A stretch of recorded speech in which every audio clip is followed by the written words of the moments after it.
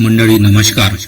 आज 26 जुलै हा दिवस संपूर्ण भारतीयांच्या माना उच्चावणारा दिवस म्हणून आज म्हणायला हरकत नाही. 26 जुलै 1999 म्हणजेच कारगिल विजय दिवस. हा दिवस भारतातील प्रत्येक नागरिकासाठी महत्वाचा आहे. भारतीय सैन्याच्या अद्वितीय शौर्य, बलिदान आणि विजयगाथेप्रती कृतज्ञता, आदर आणि सशक्त नागरिक असल्याचा अभिमान बाळगण्याचा हा दिवस आहे. भारतीय लष्कराच्या शूर जवानांनी पाकिस्तानच्या कुटील महत्वाकांक्षा, पोकळ धाडस आणि भारताचे तुकडे करण्याचे दिवास्वप्न पायदळी तुडवून याच दिवशी कारगिलच्या शिखरावर भारताचा विजय झेंडा फडकावला. याच दिवशी भारत पाकिस्तान नियंत्रण रेषेजवळील कारगिलच्या पहाडांवर कब्जा करणाऱ्या जिहादी दहशतवाद्यांना आणि त्यांच्या वेशात घुसखोरी करणाऱ्या पाकिस्तानी सैनिकांना भारतीय जवानांनी ठार केले होते.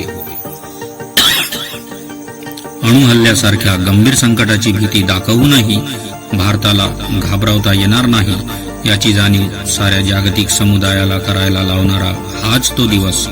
आपली एकता आणि अखंडता जपण्यासाठी जगातील कोणत्याही महासत्तेच्या दबावाला किंवा प्रभावाला भारत बळी पडणार नाही हे निर्धारपूर्वक बजावणारा हाच तो दिवस. राष्ट्रीय महामार्ग 1 वरून होणारा पुरवठा ठप्प पाडणे. हा महामार्ग श्रीनगरला लेहशी जोडतो. पाकिस्तान्यांना वाटले की पुरवठा बंद झाल्यास भारतीय लष्कर तातडीने कोणताही प्रतिहल्ला करू शकणार नाही. पाकिस्तानी सैन्याला तिथून हटवण्याची क्षमता भारताकडे नाही असे पाकिस्तानी लोकांना वाटत होते. याशिवाय कारगिल हल्ल्याचा एक मोठा पैलू होता जो आजपर्यंत कधीही समोर आलेला नाही असेही सांगण्यात येते. जम्मू काश्मीर राज्याचा सर्वात लहान भाग असलेल्या काश्मीरवर जिहादी हल्ला करून काबीज करण्याची ही योजना होती. कारगिल हल्ल्यानंतर भारतीय लष्कर एवढे चोख प्रत्युत्तर देईल याची कल्पनाही पाकिस्तानी लष्कराच्या अधिकाऱ्यांनी केली नव्हती आणि त्यामुळे त्याची अंमलबजावणीही होऊ शकली नाही आणि नीट खुलासाही होऊ शकला नाही. या बृहत दृष्टिकोनानुसार काश्मीरमध्ये जिहाद लढण्यासाठी अफगाणिस्तानातील तालिबान प्रमुख मुल्ला महसूद रब्बानी याच्याकडे पाकिस्तानने 20 ते 30 हजार लढवय्यांची म्हणजेच सैनिकांची मागणी केली होती. रब्बानी याने 50,000 लढवय्ये देण्याचे आश्वासन दिले होते. पाकिस्तान लष्कराचे अधिकारी या प्रस्तावाने खूपच खुश झाले. कारगिलबाबत जनरल परवेज मुशर्रफ अस्वस्थ होते. 1965च्या युद्धापूर्वी पाकिस्तानी सैन्य कारगिलच्या शिखरावर होते. सुरक्षा आणि सामरिक दृष्ट्या अतिशय महत्वाचे असे हे स्थान तेव्हा पाकिस्तानच्या ताब्यात होते. पण 1965 आणि 1971च्या युद्धात भारताने ही महत्वाची शिखरे काबीज केली होती. जनरल परवेज मुशर्रफ ही महत्वाची शिखरे परत आपल्या ताब्यात घेऊ इच्छित होते. काश्मीर हा असा आंतरराष्ट्रीय मुद्दा बनवायचा की त्यावरून अणुयुद्ध होण्याची शक्यता आहे आणि तिसऱ्या पक्षाच्या हस्तक्षेपाची तात्काळ गरज आहे असा संदेश जागतिक समुदायाला जाईल. अशा प्रकारे वातावरण निर्मिती करण्याचा पाकिस्तानचा उद्देश होता. तसेच नियंत्रण रेषेचे पावित्र्य भंग करून कारगिलच्या नियंत्रित भागांवर कब्जा करणे हा देखील पाकिस्तान्यांचा उद्देश होता. कारगिल युद्धाची सुरुवात पाकिस्तानी लष्कर आणि पाकिस्तान समर्थित घुसखोरांनी जम्मू काश्मीरच्या कारगिल जिल्ह्यात नियंत्रण रेषा म्हणजेच LOC ओलांडून भारतीय हद्दीत घुसून केली. या घुसखोरीचा उद्देश कारगिल प्रदेशातील मोक्याच्या दृष्टीने महत्वाच्या शिखरांवर कब्जा करणे तसेच श्रीनगर लेह राष्ट्रीय महामार्ग ठप्प पाडून भारताच्या पुरवठा वाहिनीत व्यत्यय आणणे हा होता. युद्धाचा प्रारंभ मे 1999 मध्ये झाला.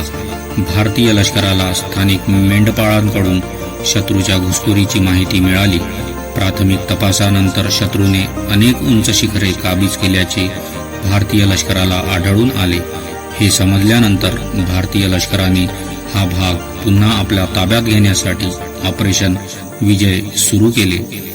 ऑपरेशन विजय भारतीय लष्कराने ऑपरेशन विजय नावाने एक मोठी लष्करी मोहीम सुरू केली ज्यामध्ये लष्कर हवाई दल आणि तोफखान्याची मदत घेण्यात आली. पाकिस्तानी घुसखोरांना हुसकावून लावून भारतीय भूभाग परत मिळविणे हाच ऑपरेशन विजयचा उद्देश होता. भारतीय हवाई दलाने ऑपरेशन सफेद सागर अंतर्गत शत्रूंच्या लक्ष्यांवर हवाई हल्ले केले. MiG-21, MiG-27 आणि मिराज 2000 विमानांचा वापर करून शत्रूचे बंकर्स आणि सप्लाय लाईन्सला लक्ष्य करण्यात आले. भारतीय लष्कराने अनुक्रमे टोलोलिंग, टायगर हिल, पॉइंट 4875 आणि इतर महत्वाच्या शिखरांवर पुन्हा कब्जा केला. या लढायांमध्ये भारतीय सैन्याने अतुलनीय शौर्य आणि धैर्य दाखविले. भारतीय लष्कराच्या सततच्या हल्ल्यांमुळे, अतिशय धाडसी अभियानांमुळे पाकिस्तानी लष्कर आणि घुसखोरांना प्रचंड नुकसान सहन करावे लागले. भारतीय लष्कराने एकामागोमाग एक जबरदस्त हल्ले चढविले. आकाशातून भारतीय हवाई दलाची विमाने अक्षरशः आग ओकत होती, तर दुसरीकडे भारतीय लष्कराचा तोफखानाही धडाडत होता. भारतीय सेना दलांच्या या भीषण हल्ल्यांमुळे अखेर पाकिस्तानी लष्कर व घुसखोरांना सपशेल माघार घेण्यास भाग पाडले. जुलै 1999च्या अखेरीस भारतीय सैन्याने जवळजवळ सर्व महत्वाच्या क्षेत्रांवर नियंत्रण मिळवले होते. 26 जुलै 1999 रोजी भारत सरकारने कारगिल विजयाची घोषणा केली. तेव्हापासून दरवर्षी 26 जुलै हा दिवस कारगिल विजय दिवस म्हणून साजरा केला जातो. सुमारे 2.5 महिने चाललेले कारगिल युद्ध हे भारतीय लष्कराच्या शौर्याचे आणि पराक्रमाचे असे उदाहरण आहे ज्याचा प्रत्येक भारतीयाला अभिमान आहे. सुमारे 18,000 फूट उंचीवर कारगिलमध्ये लढलेल्या या युद्धात भारताच्या 527हून अधिक शूर सैनिकांनी आपल्या प्राणाची आहुती दिली आणि 1300हून अधिक सैनिक जखमी झाले. या युद्धात 2700 पाकिस्तानी सैनिक मारले गेले आणि 750 पाकिस्तानी सैनिकांनी युद्धातून पळ काढला. भारतीय सैन्याने उभारलेले कारगिल युद्ध स्मारक म्हणजेच कारगिल वॉर मेमोरियल टोलोलिंग टेकडीच्या पायथ्याशी द्रास येथे आहे. टायगर हिल ओलांडून शहराच्या मध्यभागापासून जवळपास 5 किलोमीटर अंतरावर असलेले हे स्मारक कारगिल युद्धातील हुतात्म्यांच्या स्मरणार्थ उभारण्यात आले आहे. युद्धात प्राण अर्पण केलेल्या सैनिकांची नावे स्मारकांच्या भिंतीवर कोरलेली आहेत आणि अभ्यागत ती वाचू शकतात. कारगिल युद्ध स्मारकाशी संलग्न असलेले एक संग्रहालय देखील येथे आहे. ऑपरेशन विजय स्मृती प्रित्यर्थ याची स्थापना करण्यात आली होती. या संग्रहालयात भारतीय सैनिकांची छायाचित्रे, महत्वाच्या युद्ध दस्तऐवजांचा संग्रह आणि रेकॉर्डिंग, पाकिस्तानी युद्ध उपकरणे आणि गियर आणि कारगिल युद्धातील लष्कराचे अधिकृत प्रतीक आहेत. कारगिल युद्धाने पाकिस्तानला एक दृष्ट कुटील देश म्हणून पूर्णपणे उघडे पाडले होते. पाकिस्तानचे तत्कालीन पंतप्रधान आणि लष्कर प्रमुख दोघेही एकमेकांवर आरोप करीत राहिले. आपल्याला कारगिल हल्ल्याबद्दल काहीही माहिती नाही असे नवाज शरीफ यांचे म्हणणे होते, तर नवाज शरीफ यांना सर्व काही माहीत होते असा जनरल मुशर्रफ यांचा दावा होता. आता नवाज शरीफ यांना माहीत असो वा नसो, दोन्ही बाबतीत पाकिस्तानचीच नामुष्की झाली. जर पाकिस्तानचे पंतप्रधान नवाज शरीफ यांना या हल्ल्याची माहिती नव्हती, याचा अर्थ पाकिस्तानवर तेथील मुलकी सरकारचे नव्हे तर लष्कराचे नियंत्रण आहे. ही बाब फारच ठळकपणे स्पष्ट होते. दुसऱ्या शब्दात सांगायचे झाल्यास पाकिस्तानकडे लष्कर नाही तर लष्कराकडे पाकिस्तान आहे हे स्पष्टपणे अधोरेखित होते. देशाचा परराष्ट्र मंत्री असूनही मला 17 मेच्या सकाळी कारगिल हल्ल्यासंदर्भात माहिती मिळाली आणि या परिस्थितीचे राजनैतिक पातळीवर काय परिणाम होतील याबाबत मला कधीच विचारण्यात आले नाही असे तत्कालीन पाकिस्तानी विदेश मंत्र्यांचे देखील म्हणणे होते.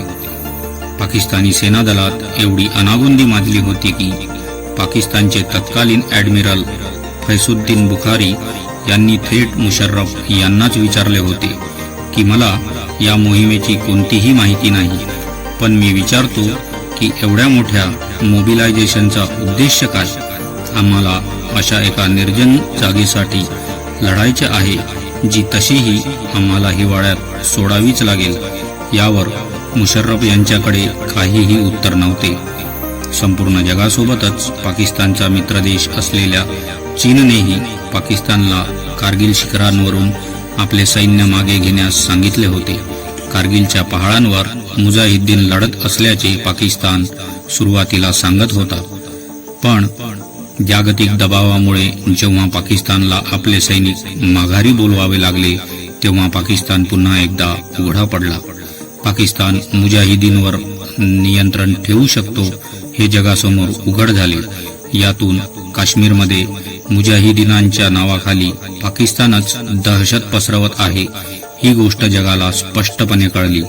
परवेज मुशर्रफ हे कारगिलला आपला लष्करी विजय मानतात, पण सत्य हे आहे की पाकिस्तानने आपल्या सैनिकांना कारगिलच्या उंच पहाडांवर केवळ मरायला सोडले होते. अनेक सैनिकांच्या शवविच्छेदन अहवालात त्यांच्या पोटात गवत असल्याचे उघड झाले, म्हणजे त्यांच्याकडे खायला काहीच नव्हते. जनरल परवेज मुशर्रफ यांनी आपल्या पुस्तकात लिहिले आहे की लष्कराने जे कमावले होते ते आम्ही मुत्सद्देगिरीत गमावले. पण दुसरीकडे नवाज शरीफ यांनी एका मुलाखतीत सांगितले की मी अमेरिकेत जाऊन मदत मागितली होती आणि अमेरिकाही मदत करण्यास तयार होती. मात्र तोपर्यंत भारतीय सैन्याने कारगिलमधील जवळपास सर्वच पाकिस्तानी घुसखोरांना पिटाळून लावले होते आणि भारतीय सैनिक अतिशय वेगाने आगेकूच करीत होते. अशा स्थितीत मी पाकिस्तानी सेनेची प्रतिष्ठा वाचविली. आपण नवाज शरीफ यांना अमेरिकेशी बोलणी करण्यास सांगितले नव्हते असे जनरल परवेज मुशर्रफ यांचे म्हणणे आहे. तर दुसरीकडे नवाज शरीफ म्हणतात की जेव्हा मी अमेरिकेत जाण्यास निघालो होतो तेव्हा मुशर्रफ मला विमानतळावर सोडायला आले होते आणि त्यांनी अमेरिकेशी बोलणी करण्यास सांगितले जेणेकरून पाकिस्तानी सैनिक सुरक्षितपणे कारगिलच्या शिखरांवरून सुरक्षितपणे निघून जाऊ शकतील, कारण तिथे भारतीय सैन्याने जबरदस्त आघाडी घेतली आहे हे मुशर्रफ यांना पूर्णपणे कळून चुकले होते. पाकिस्तान अस्तित्वात आल्यापासून तेथे कोणत्याही प्रकारची जबाबदारी निश्चित करण्यात आलेली नाही. ज्या लष्कर प्रमुखाने एवढी मोठी चूक केली तोच पुढे पाकिस्तानचा राष्ट्रपती झाला आणि ज्या लष्करी अधिकाऱ्याच्या नेतृत्वाखाली ही लढाई लढवली गेली त्या अधिकाऱ्याला बढती मिळाली. एकंदरीत असेच म्हणता येईल की 4 कट्टरवादी फॅनेटिक फोर म्हणजेच पाकिस्तानी लष्कराचे ते 4 अधिकारी ज्यांनी कारगिल युद्धाची योजना आखली होती, या कोऱ्या कल्पनेचा पाकिस्तान बळी ठरला आणि अशा प्रकारे एका अयशस्वी देशाचे कुटील प्रयत्नही अयशस्वी झाले.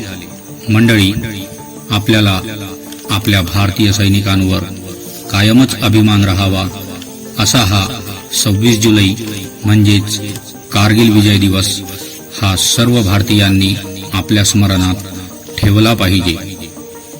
मंडळी, ही माहिती जर तुम्हाला आवडली असेल तर लाईक, कमेंट, शेअर आणि चॅनलला सबस्क्राईब करायला विसरू नका. भेटूया अशाच एका उत्कृष्ट माहितीमध्ये. तोपर्यंत जय हिंद, वंदे मातरम, भारत माता की जय.